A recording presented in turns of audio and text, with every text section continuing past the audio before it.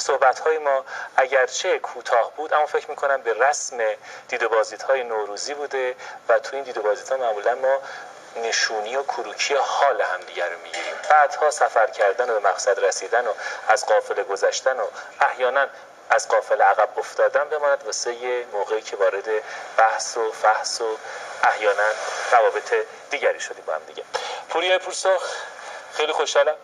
محمد رضا فروتن عزیز گرانقدر، حامد بهداد، آقا شما دعایی فرمودید و رضا یزدانی گرانقدر.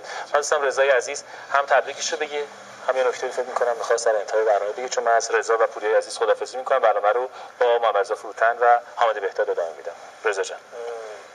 منم برای خودم به تمام ایرانیان عزیز سال نو رو تبریک میگم و هم بهترین دعایی که میتونم داشته باشم سلامتی و آرامش برای هم هست.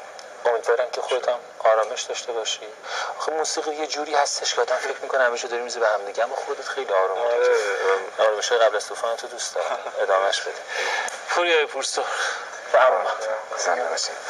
منم خیلی خوشحالم که در خدمتتون بودم. امیدوارم که سال تا هم با آرامش همونجوری که عرض کردم و تا هم با سلامتی رو داشته باشین. امیدوارم هر کسی رو دلخور کردم منو ببخشه. من قول میدم هر کی منو دلخور کرده ببخشمش.